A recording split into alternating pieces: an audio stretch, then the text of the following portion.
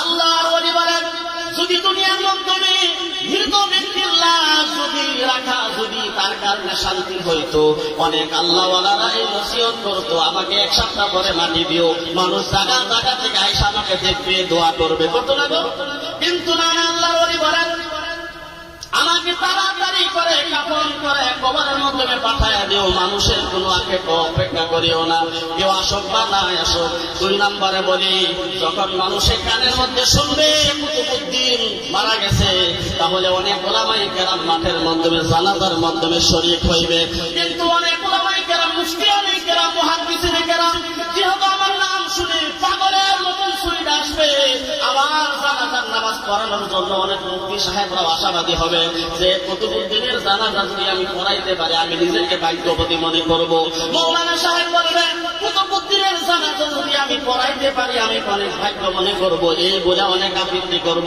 কিন্তু আমি তোমাদেরকে নসিহত কইরা যাই, আমার জানাজা নামাজ এমন একজন মানুষে পড়াইতে পারবে যে মানুষের জিন্দেগির মাধ্যমে 4টা গুণ থাকবে। কয়টা গুণ? 4টা গুণ আমি বলবো একটা একটা করে, অনেক সংক্ষেপে বলবো বন্ধুগণ। কুতুবউদ্দিন বখতিয়ার কাকি 2টা নসিহত করেছেন, একটা দ্রুত গতিতে কবরে পাঠায়া দেওয়া, 3 নম্বর সাধারণ কোনো মানুষের যাতে তার জানাজার নামাজ না পড়ায়। ওই কুতুবউদ্দিনের খাদিমেরা বলতেছে, আল্লাহ বলে আপনি কি বলেন, আপনি একজন আল্লাহর ওলি মানুষ মারা যাবেন, আপনার জানাজা একজন বড় মুহাদ্দিসে পড়াবে? বলেন না না, একজন মুফতিয়ানে পড়াবে? না না, পড়ানোর দরকার নাই। 4টা গুণ যার ভিতরে থাকবে, ওই লোকটা যাতে আমার জানাজার নামাজ পড়ায়। ওই 1 নম্বর গুণ হলো, এই ব্যক্তি জানাজার নামাজ পড়াবে, সে ব্যক্তি জীবনেও জুবানের জানাজাতে কোনদিন মিথ্যা কথা বলে না। জুবানটা এরই তুমি সুম্মা আমানু সুম্মা কাফারু, এক কথাই মুমিন, এক কথাই কাফির, এটাই তো মেইন। ওই দোষ থেকে হইয়া যার জুবানের দ্বারা জীবনে মিথ্যা কথা বলে না। বন্ধুগণ, এই জুবানটা আল্লাহর নবী বলেছেন, মানুষের যদি জুবানকে হিফাজত করতে পারে, লজ্জাস্থানের হিফাজত করতে পারে, আমি আল্লাহর নবী তারে সুপারিশ করে জান্নাতে নেওয়ার দায়িত্ব নিলাম। সুবহানাল্লাহ, নারে তাকবীর। রাহমাতাল লিল আলামিন নবী, রাহমাতাল লিল আলামিন নবী, রাহমাতাল লিল আলামিন নবী, কোরআনে প্রমাণ, আশিকে বিনে কে বুঝিবে আমার দয়ার নবীর শান। বন্ধুগণ, হাজী সাহেবরা হজের জন্য রওনা হয়, মনে মনে অনুভব করে সেই জায়গার মাধ্যমে নবী কদম রাখছে, আহারে আমার কদমটা যদি ওই জায়গার মাধ্যমে লাইগা যাইত, আমি কত ধন্য হয়ে যাইতাম। জান্নাতের থেকে যে পাথর, হাজরা আসওয়াদ পাথর কাবা শরীফের মাধ্যমে লাগাবো, ওই পাথরের মাধ্যমে যদি আমি চুম্বন করতে পারি, আমার সমস্ত গুনাহ মাফ হয়ে যাবে। আর কত চমৎকার বিষয়, এই হিসাবে মনের মাধ্যমে আবেগ নিয়ে যায় হজের জন্য। আর হজ করার পর যখন হাদিস নফস লাইগা যায়, বাড়িতে আইসা আরো বড় বড় গুনাহ আরম্ভ করে দেয়, নিষ্পাপে আসে আবার গুনাহ শুরু করে দেয়। অন্তরের মাধ্যমে অহংকার, জীবনের কোনো সীমাই নাই, জুবানের মাধ্যমে মিথ্যা কথার যখন বাদে দিলাম। বন্ধুগণ, কুতুবউদ্দিন বলতেছে, যার জিন্দেগির মাধ্যমে একটা মিথ্যা কথা বলে নাই, এই ব্যক্তি যাতে আমার জানাজার নামাজ পড়ায়। 1 নম্বর গুণ হলো এইটা। 2 নম্বর গুণ হলো, যে ব্যক্তি জীবনেও তাহাজ্জুদ নামাজ ছাইড়া দেয় নাই। আমরা তো নামাজ পড়ি নাই, পড়াশোনাই পড়ি না, তার জন্য অনেক দূরের কথা। যার জীবনে নামাজ পড়া হওয়ার পর থেকে একদিনের জন্য তাহাজ্জুদ নামাজ ছেড়ে দেয় নাই, বন্ধুগণ, এমন একজন ব্যক্তি আমার জানাজার নামাজ পড়াইব। 2 নম্বর বিষয়। 3 নম্বর বিষয় হলো, ওই ব্যক্তি, সেই ব্যক্তি জীবনের মাধ্যমে একদিনও আসরের 4 রাকাত ফরজ নামাজ পড়ার আগে 4 রাকাত সুন্নত নামাজ, যেটা পড়লে সওয়াব, যেটা ছাইড়া দিলে কোনো গুনাহ নাই। আল্লাহর ওলি বলেন, আসরের আগে 4 রাকাত সুন্নত নামাজ তার জীবনের মাধ্যমে ছুটে নাই, এমন একজন ব্যক্তি আমার জানাজার নামাজ পড়াবে। কি নসিহত করে গেছে। 1 নম্বর জুবান হিফাজত, 2 নম্বর তাহাজ্জুদ নামাজ জীবনেও ছাইড়া দেয় নাই, 3 নম্বরে আসরের আগে ফরজ নামাজের আগে 4 রাকাত ফরজ সুন্নত নামাজ, আসরের ফরজ নামাজের আগে 4 রাকাত সুন্নত নামাজ তার জিন্দেগীর মাধ্যমে কোনোদিন ছুটে নাই। এই হলো 3 নাম্বার বিষয়। বন্ধুগণ, 4 নাম্বার বিষয়টা হলো অনেক বড়। কেমন বড়? আল্লাহ বলতেছেন বিভিন্ন কিতাবের মাধ্যমে বিভিন্ন ভাবে লেখা।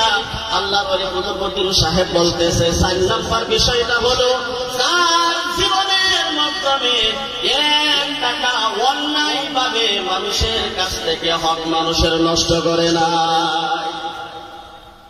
এই এলান যখন হয়ে গেছে, কুতুবউদ্দিন সাহেব মারা যাওয়ার পর সমস্ত ওলামায়ে কেরামের মাধ্যমে হাজির হয়ে গেছে হাজার হাজার মানুষের দল নাই মাইছে। বন্ধুগণ, জানাজার নামাজের যখন সময় হয়ে গেছে, তাড়াতাড়ি নামাজ পড়ানো লাগে। কুতুবউদ্দিন সাহেবের রহমতুল্লাহি আলাইহির খাদিম বলতেছে, শেখ যারা ওলামায়ে কেরাম আসছেন ধন্যবাদ, মুফতিয়ানে কেরাম আসছেন ধন্যবাদ, সবাইকে ধন্যবাদ জানাই। তবে কথা হে, কুতুবউদ্দিন বখতিয়ার কাকি মরার সময়, দুনিয়া থেকে বিদায় হওয়ার সময় আমাকে একটু নসিহত করে গেছেন, জানাজার নামাজ পড়ানো, দ্রুত গতিতে তাকে কবরে পাঠায় দেওয়া। আর তার জিন্দেগীর মাধ্যমে 4টা বিষয় আছে। এই 4টা বিষয় আপনাদের সম্মুখে বর্ণনা করলাম।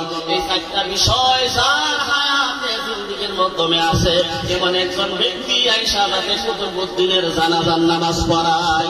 সকলে কিতাবের মাধ্যমে লেখা আছে, তাকায়া রইছে, কেউ নাই।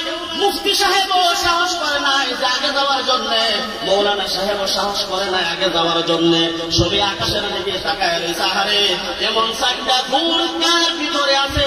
সবাই গুনাহগার, মিথ্যা কথা তো সবাই বলে। তাহাজ্জুদ জিন্দেগীর মাধ্যমে একদিন শিখে না, এমন কে আছে কুতুবউদ্দিনের জানাজার নামাজ পড়াবে? এমন সময় পিছন থেকে একজন ব্যক্তি আওয়াজ দিছে, তোমরা রাস্তা সাইড দাও, আমাকে কুতুবউদ্দিনের সম্মুখে যাইতে দাও। সবাই অবাক হয়ে তাকায় দেখে ওই লোকটা কেউ না, ওই লোকটা হলো আমাদের ভারতের একজন রাজা ছিল। বন্ধুগণ, ভারতের একজন রাজা শামসুদ্দিন আলতামাশ রহমাতুল্লাহি আলাইহি।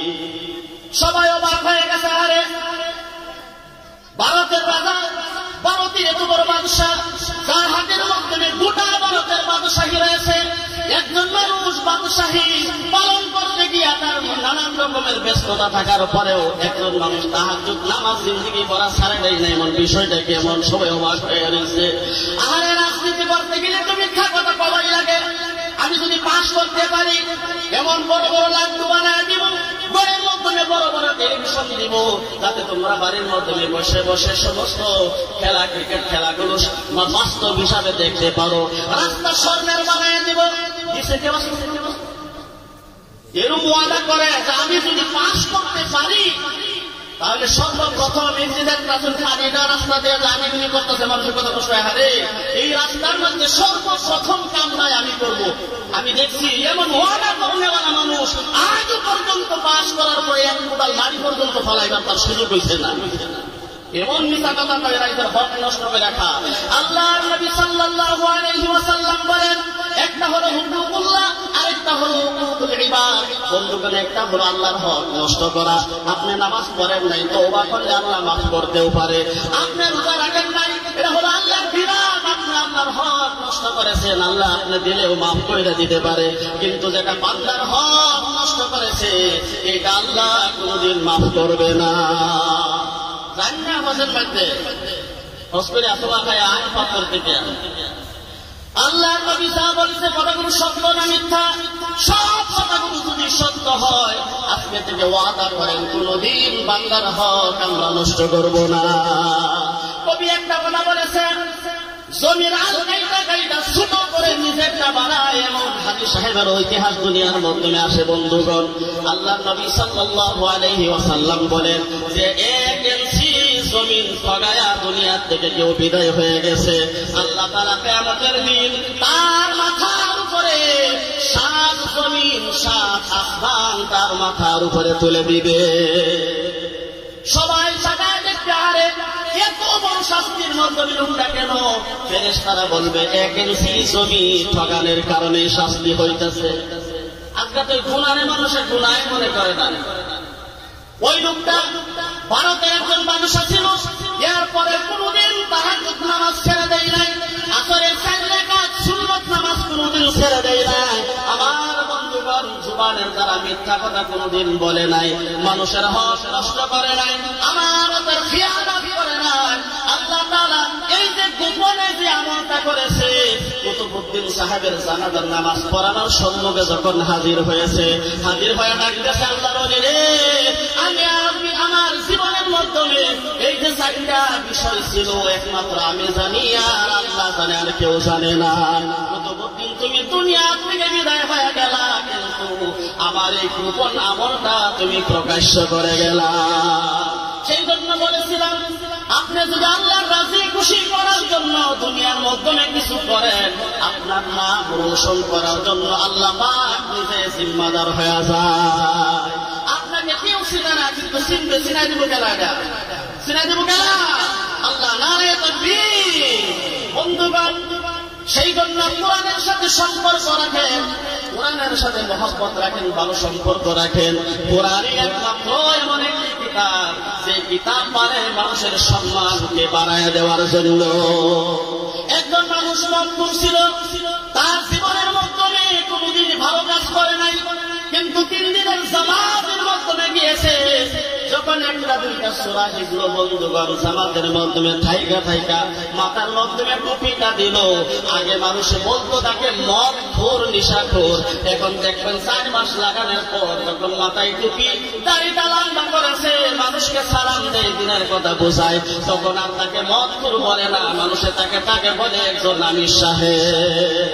মদখোর বলে কেউ না, না, এরকম বহুত মানুষ আছে যে রাতের আধারের মাধ্যমে ডাকাতি করার জন্য গিয়ে অনেক ধন মাল লুট করে তার ডাকাতি নাম বছর হয়ে গেছিল, কিন্তু আল্লাহ কোরআনের ছোঁয়া লেগেছে, আল্লাহর সাথে লাগানোর কারণে আল্লাহ তাআলা দুনিয়ার মাধ্যমে তার নামকে রোশন করে দিয়েছে।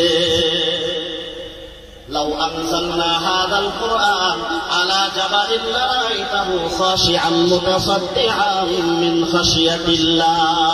আল্লাহ তাআলা আমাদের সকলকে এই কোরআনের উপরে আমল করার জন্য তৌফিক দান করুক, আল্লাহুম্মা আমিন।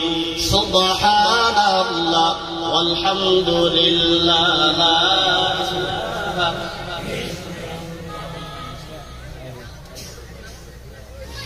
সুবহানাল্লাহ ওয়ালহামদুলিল্লাহ, লা ইলাহা ইল্লাল্লাহ, লা ইলাহা ইল্লাল্লাহ। যেহেতু 5 মিনিট সময় আছে বন্ধুগণ, আচ্ছা এখন আমি সবাইকে একটা কথা বুঝাইবার চাই। এই যে পর্দার একটা জিনিস আল্লাহ তাআলা কোরআনের মধ্যে দিচ্ছে, ইয়া আইয়ুহান নাবিয়্যু কুল লিআজওয়াজিকা ওয়া বানাতিকা ওয়া নিসাইল মুমিনিনা ইউদনিনা আলাইহিন্না মিন জালাবিবিহিন্না। এটা আল্লাহ তাআলার কোরআনের আয়াত, এটা আমাদের মানা লাগবে কিনা? এইটা যদি কেউ অস্বীকার করে কাফির হয়ে যাবে। তার মানে হলো আল্লাহ বলছে পর্দা করো ফরজ, কোন মানুষ যদি পর্দা করে না তাহলে এই আয়াতকে অস্বীকার করলো, এই আয়াতকে অস্বীকার করার কারণে সে কাফির হয়ে গেল। আমার বন্ধুগণ, আমি একটা হকিকি পর্দা বলতে চাই। মানুষের হকিকত পর্দা আমরা তো সারা জীবন বললাম, ওয়াজ করলাম, মাথার মাধ্যমে কাপড় রাখেন, মাথার মাধ্যমে কাপড় রাখেন, বুরকা পরেন, চাদর রাখেন, পর্দার মেনটেন্স করে দুনিয়ার মাধ্যমে চলেন। এই ওয়াজ আমরা জীবনেও শুনছি আর আমরাও করি ওই ওয়াজ, কিন্তু হকিকত এই পর্দাগুলো আমাদের কিন্তু করে নাই। এই যে হাদিসের মাধ্যমে আল্লাহ নবী সাল্লাল্লাহু আলাইহি ওয়াসাল্লাম পর্দার বিষয়ে বিস্তারিত করেছে, তার থেকে কয়েকটা বিষয় আমি আপনাদের সামনে বলি। 1 নম্বর বিষয় হলো যে আজকে আমরা মনে করি যে চাষিরে কেউ পর্দা করে গো, চাষির সামনে মানুষ যারা আমি 22টা, তাই আমি চাষির সামনে যাই গাড়ি ভাই, চাষি কেন মতন মার মতন। হ্যাঁ, এই যে চাষি যে চাষি আপনার সামনে তো যাও যে গোলাম, চাষি ভাই গোলামের ফুল তোর কত খেতা খেতা দইলাম, হাগলে মুটলে সাপ করলাম, কুললে তোরে শেয়ার করলাম, এখন আমার তোর সামনে পর্দা করন লাগে, দন্দি করা গো।